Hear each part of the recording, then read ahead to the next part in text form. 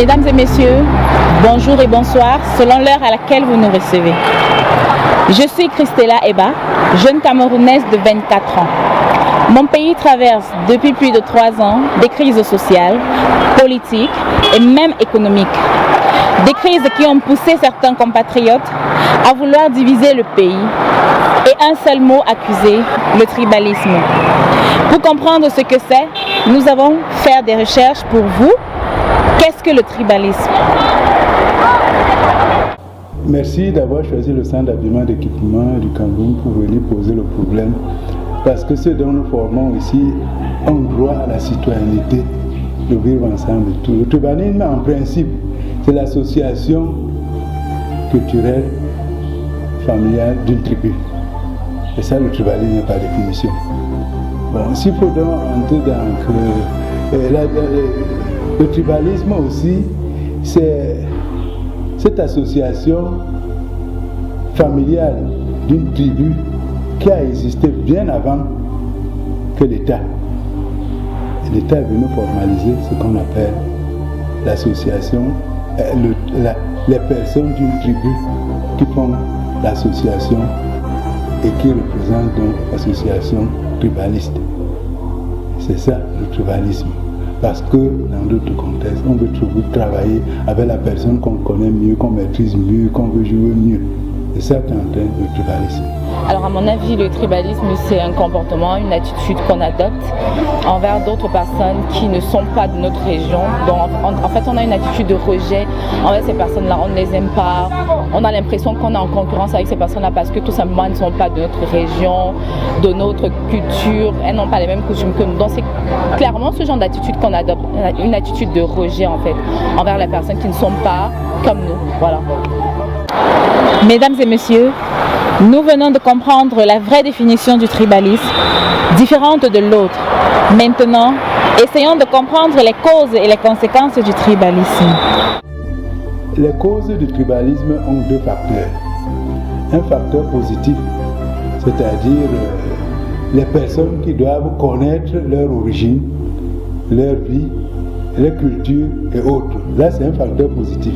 Mais le facteur négatif, c'est celui qui fait que autrui n'est plus à lui. Il n'est pas celui qui l'appartient. Nous déplorons et amèrement et condamnons radicalement ce genre de comportement. Les autres appellent chez les Européens aujourd'hui des noms inexistants et qui caractérisent en fermant avec beaucoup de fermeté ce manque de savoir-vivre, ce manque de communauté, ce manque de... Parce que l'homme est humain. Les animaux vivent aussi dans le tribalisme, mais ils ne se déchirent pas comme nous faisons. Le tribalisme donc est tellement condamné parce que le Cameroun, comme vous dites là, est un seul. Je suis à l'aise quand je suis à Bamenda, je suis à l'aise quand je suis à Yaoundé, je suis à l'aise quand je suis à Limbe. Et ce que les gens ne comprennent pas, nous tous ne sommes pas venus de cette même partie. Nous nous sommes retrouvés au Cameroun, comme on appelle souvent les Bantous.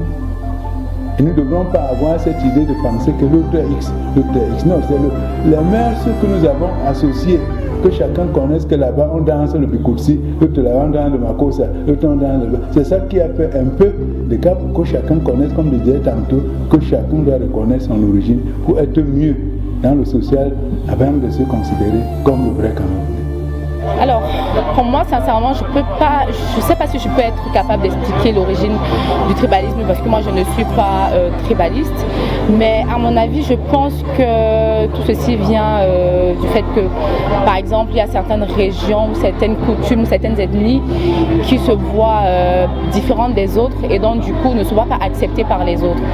Donc, pour cela, elles se mettent à rejeter les ethnies qui ne sont pas pareilles. C'est-à-dire, moi, si je suis Bamileke, je vois que les Boulous sont différents de moi, je commence à ne pas les aimer parce que tout simplement on n'a pas les mêmes pratiques, on n'a pas les mêmes coutumes, on n'a pas les mêmes façons de faire en fait. Donc pour moi c'est un peu ce qui peut expliquer parce que vraiment je fais que le dire, moi je ne suis pas tribaliste donc je ne sais vraiment pas trop si je peux expliquer clairement ce genre d'attitude. Je suis réfugié centrafricain, je vis au Cameroun depuis 6 ans. Le tribalisme c'est la haine de l'autre et de l'un et vers l'autre. Puisque Dieu a dit aimez-vous les uns et les autres. Aujourd'hui, la guerre est venue déstabiliser cet amour fraternel. Donc le tribalisme est venu envahir aujourd'hui. Bon, il y a la guerre un peu partout dans le monde. Les conséquences sont même plus fâcheuses que ce qu'on attendait. Et pire, ce qui est en train de se passer chez nous. On ne pouvait pas croire un jour que le tribalisme élémentaire, qu'on disait ici c'est le Bamileke, ici c'est le Hutu, qu'on se prenne en main pour se déchirer et faire ce que nous vivons, ça c'est les conséquences négatives du tribalisme. Oui, quand j'étais un peu plus à l'école primaire et au collège aussi, j'avais déjà observé des comportements entre camarades. Moi, je ne mange pas avec tel parce que tel est du nord, moi je suis du centre. Et aussi, malheureusement, je l'ai déjà vécu de manière un peu directe, dans le sens où j'ai vu des gens qui n'ont pas été acceptés dans des événements, tout simplement parce qu'on estimait que ces personnes-là n'appartenaient pas à l'ethnie qui organisait l'événement, par exemple. Et dans les faits divers, en fait, dans la plupart des discours ou des débats que tu peux avoir avec des gens, tu entendras également que tel n'a pas eu le concours parce que tel n'habite pas dans telle entreprise, tel n'a pas été accepté parce qu'elle n'est pas de telle ethnie et tout, ce genre de choses. Mais j'ai peu vécu ce genre de situation. Il ne faut pas être fier d'être Camerounais tout en se cachant derrière un faux tribalisme qui déchire les autres. Non, ou on est Camerounais, on ne l'est pas. Et avant, pour vous dire la petite histoire, quand nous on était jeunes, lorsqu'on voyait les gens qui venaient de l'autre côté du nord avec les balafres et autres, en cherchant les bœufs, on avait peur. On disait que cela, tu touches son bœuf, c'est au couteau que tu te prends.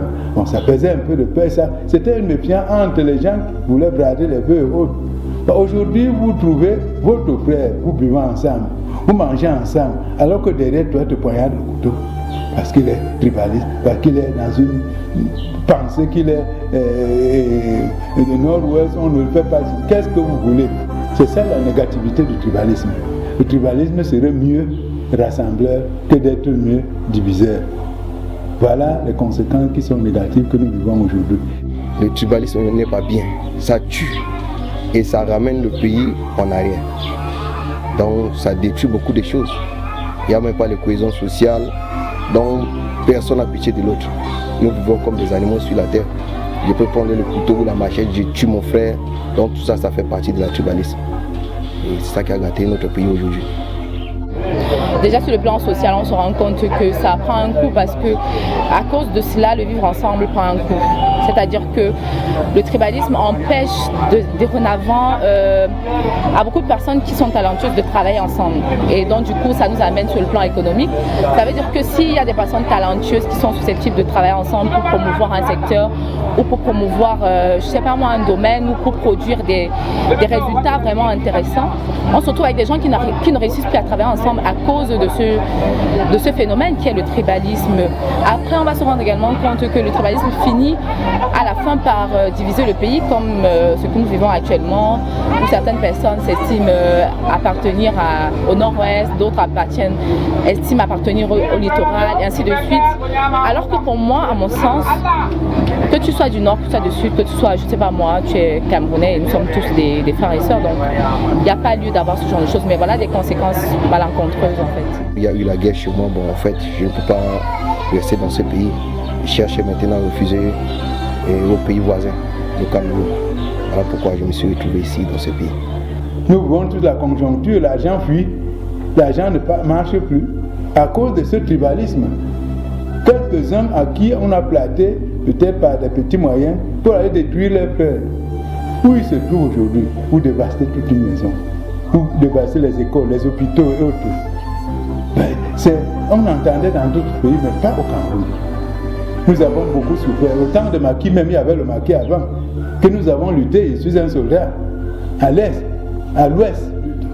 Mais il y avait ces choses, mais pas jusqu'à aller brûler les écoles.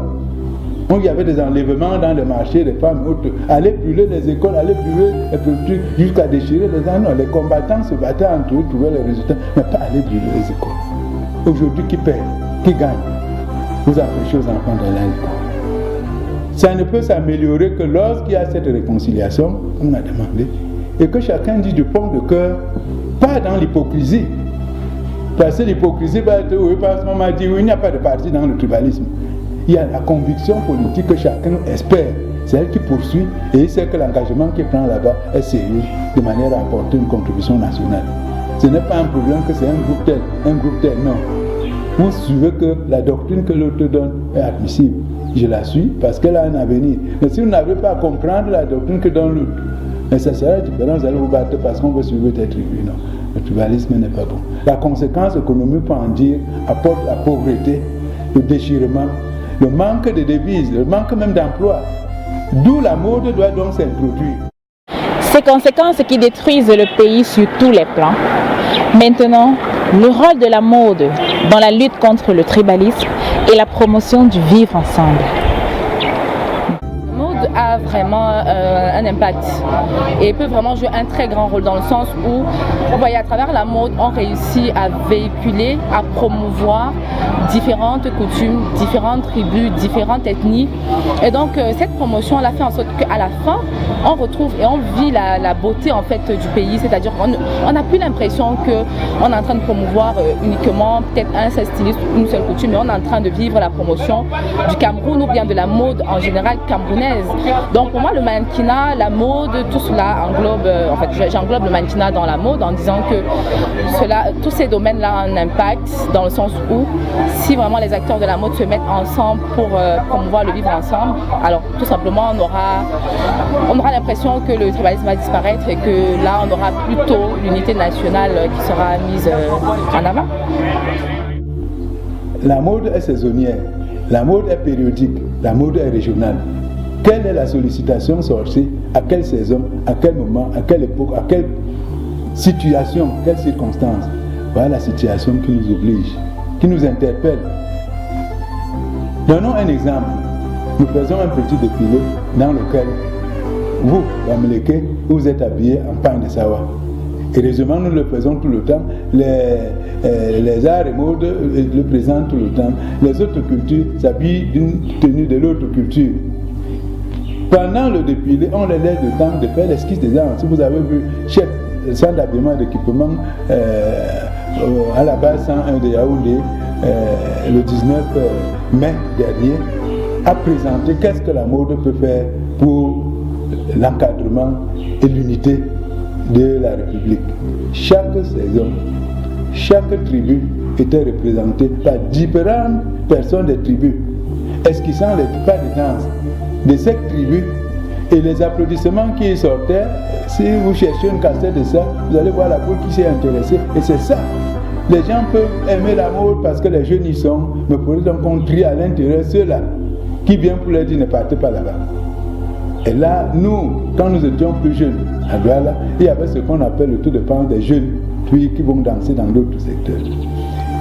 On sait que tel-ci est barbare, mais on te met en garde de ne pas toucher si la fille de l'autre camp, de Nouvelle par exemple, ou de Daïdo, ou bien d'un commandant, n'a pas accepté que tu apportes une brutalité, nous-mêmes nous allons te tenir à main, te donner une bonne fessée, et une correction vraiment directe. Or, nous les jeunes même, à qui on tire tout le temps pour prendre 500 000, 300, 200, parce qu'il manque de travail, devraient savoir que les 500 000 là finissent, mais la vie continue.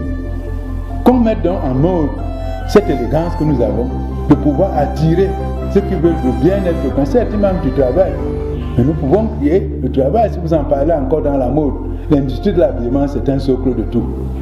Il y a là ceux qui connaissent travailler, ceux qui ne connaissent pas travailler, mais qui ont peut-être la main pour découper le fil.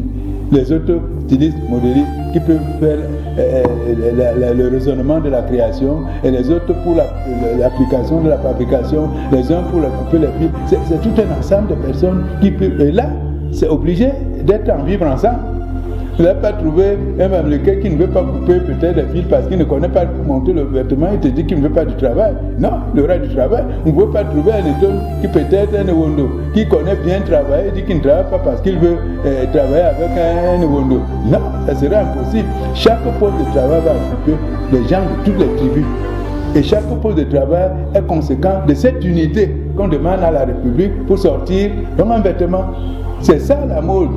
La mode ne sera pas seulement quand on a fini de défiler, on prend un coin, on reste là-bas, non. Elle continue pour la création et la réalisation des effets. Si nous nous efforçons aujourd'hui à vous transmettre le savoir, nos connaissances, c'est pour qu'au lendemain, Vous n'allez pas chercher seulement les gars de Ntoumou pour venir monter les habits le long de la chaîne. Vous allez chercher seulement les gars de Moya ou de Yabassi pour venir seulement monter vos habits parce que votre promoteur est comme moi. Non, vous allez chercher tout Camerounais qui maîtrise dans le chien et qui peut a l'intention de connaître, qui a le désir de connaître. Il viendra donc mettre son appui. Il ne parlera pas Bassa là-bas, mais parlera le français ou l'anglais qui nous permet donc le vivre ensemble, le multiculturalisme, le savoir-vivre et tout ce qu'on déplore devrait être associé au Cameroun. Et la bonne notion qu'il nous faut maintenant, c'est de cultiver cette notion de vivre ensemble.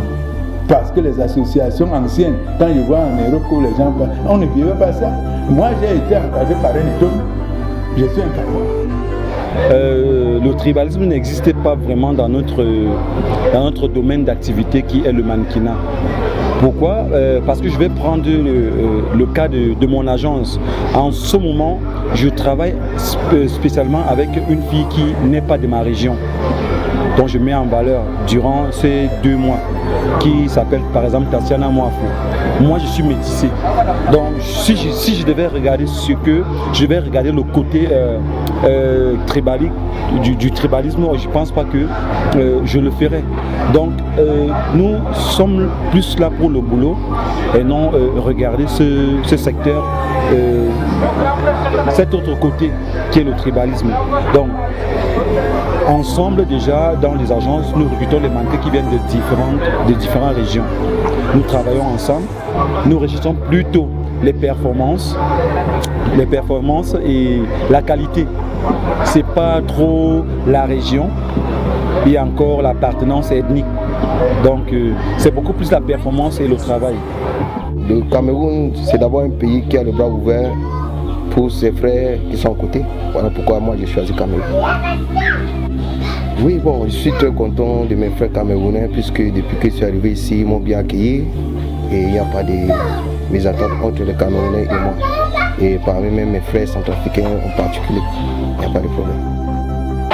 D'après certains experts, le tribalisme serait bien pour la préservation d'un patrimoine culturel. La culture qui serait le socle du développement d'une nation, faite comme les acteurs de la mode, implémenter ces stratégies dans tous les secteurs. Prenons le mérite, l'équitabilité pour consolider la paix dans notre nation, pour un développement durable de notre pays. Ce documentaire a été conçu et réalisé par Basil Fotine. Je suis Christella Eba, finaliste concours Miss Mister Cameroun 2019 pour les Nations Unies. Je vous remercie.